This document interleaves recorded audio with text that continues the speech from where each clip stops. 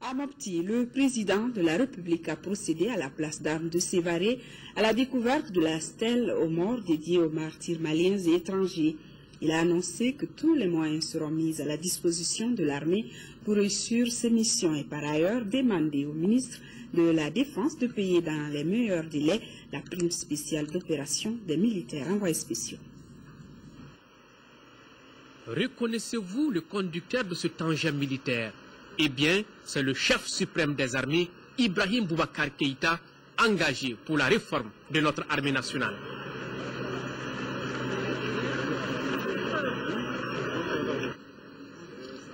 Quand je fus appelé aux affaires en 1994, ma première tâche a été de me rendre dans les casernes pour faire l'état un peu de la maison en termes de capacité nationale de défense, en termes de capacité de soutien de notre volonté de souveraineté à toute épreuve. L'exercice a été plus que révélateur. Il m'a montré dans quel état lamentable étaient nos forces armées de sécurité, combien était infra-humaine la situation faite aux militaires maliens. Quand j'ai vu l'état-major de l'armée de l'air, dans quelles conditions était l'état-major de cette arme, j'étais révolté. Kati a été un autre moment fort. Lorsque j'ai vu les logements qui étaient ceux dévolus à ceux auxquels nous devons notre sommeil, notre tranquillité, notre sérénité et notre affichage de nations libres, debout et dignes. J'en ai référé à qui de droit, qui en a convenu avec moi, et c'est de là qu'est partie l'idée de la première loi de programmation militaire dans ce pays.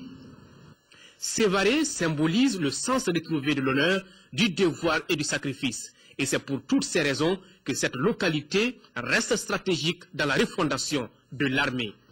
Dans cette réorganisation, Sévaré est appelé à devenir notre principale plateforme logistique. C'est dans ce cadre que nous y lançons aujourd'hui, sur la base d'un partenariat public-privé, les premières structures de la réforme des conditions d'hébergement, d'alimentation et de restauration dans les casernes et écoles.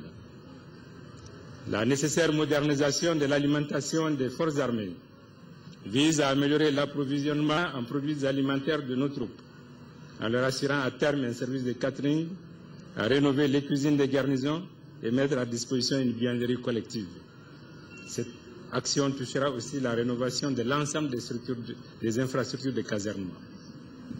Pour le président de la République, tout sera mis à la disposition de l'armée pour qu'elle soit à hauteur de mission. Déjà, des instructions fermes ont été données pour le paiement des primes spéciales des militaires. Nous ferons tout pour équiper cette armée. Nous ferons tout pour que cette armée soit à hauteur. Nous ferons tout pour que les hommes et les femmes qui servent cette armée soient dans des conditions de dignité, qu'ils ne connaissent plus l'infra-humanité. Non. Non. Quand des hommes et des femmes donnent leur vie pour la nation, ils méritent le meilleur de la part de la nation.